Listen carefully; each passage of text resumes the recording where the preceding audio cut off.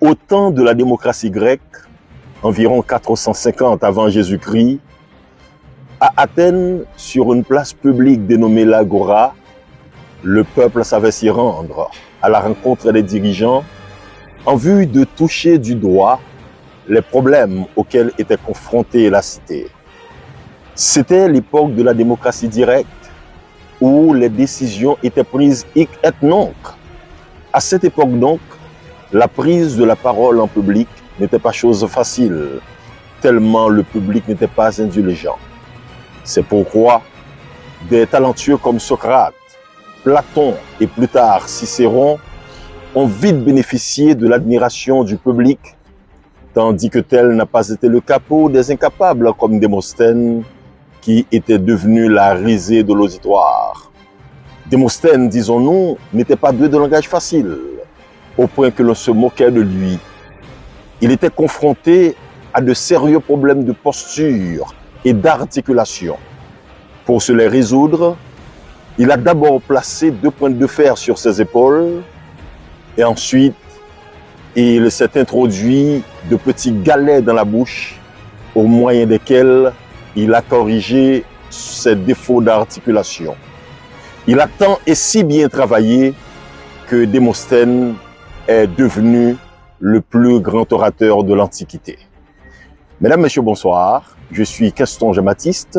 C'est un plaisir d'être avec vous dans le cadre de ce cours d'oratoire.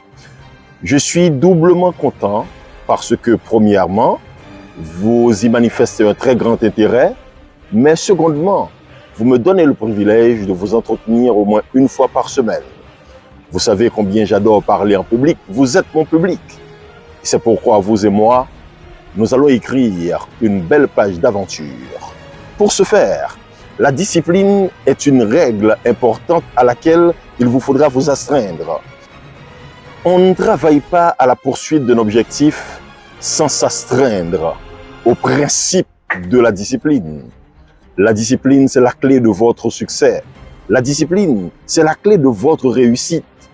Cette discipline requiert un travail opiniâtre et constant, c'est-à-dire le fait de travailler avec ardeur, avec détermination, et cela de manière régulière.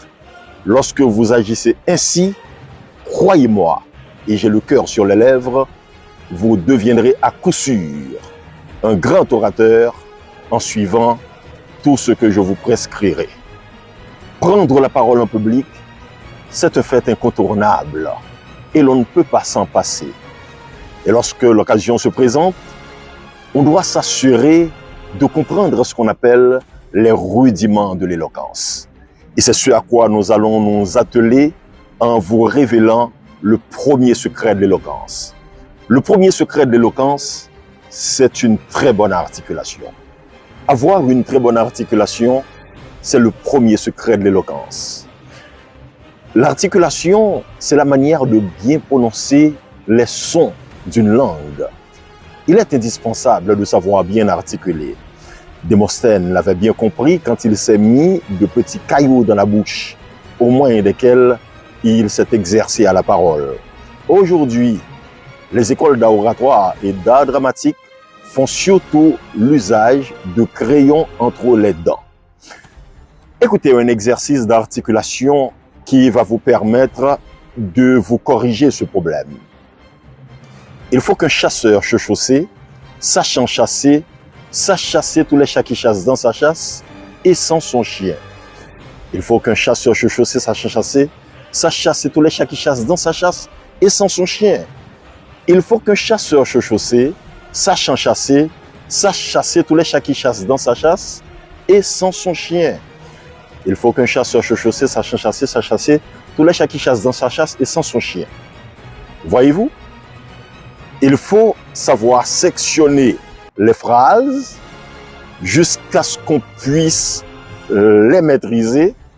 À ce moment, on pourra dire aussi rapidement que moi. Je recommence. Il faut qu'un chasseur chaussé, sachant chasser, sache chasser tous les chats qui chassent dans sa chasse et sans son chien. Il faut qu'un chasseur chaussé, sachant chasser, sache chasser tous les chats qui chassent dans sa chasse et sans son chien. Il faut qu'un chasseur chaussé, sachant chasser, ça chasse tous les chats qui chassent dans sa chasse et sans son chien. Et il faut qu'un chasseur chaussé sache chasser, ça chasse tous les chats qui chassent dans sa chasse et sans son chien. La technique pour bien articuler avec cet ensemble de phrases est qu'il faut bien respirer. On inspire profondément.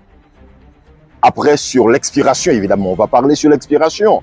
Mais on ne parle pas sur l'expiration sans respecter les principes de la respiration. Respecter les principes de la respiration suppose qu'on inspire et expire. Donc, il faut inspirer et expirer. Mais il faut bien inspirer avant le débit. Je n'ai pas dit le début, je dis le débit, c'est-à-dire l'attaque. Très bientôt, je vous parlerai du débit d'un orateur. Je reprends l'exercice et je vous en donnerai un autre. Il faut qu'un chasseur chaussé sache chasser tous les chats qui chassent dans sa chasse et sans son chien. Il faut qu'un chasseur chaussé sache chasser tous les chats qui chassent dans sa chasse et sans son chien. Le deuxième exercice, dis-moi petit pot de beurre, quand des petits pots de beurre riseras-tu? Je me des petits pots de beurre riserai, quand tous les petits pots de beurre se des petits pots de beurre riseront.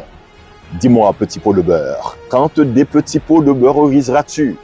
Je me des petits pots de beurre riserai, quand tous les petits pots de beurre se des petits pots de beurre riseront. Remarquez que j'ai dit le deuxième exercice. Alors, un principe de grammaire. Quand on dit premier, deuxième, c'est parce qu'après, il y aura un troisième. Mais s'il y avait seulement deux, je dirais le second, le premier et le second.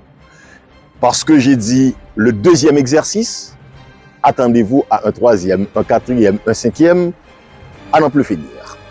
Alors, c'est un principe de grammaire.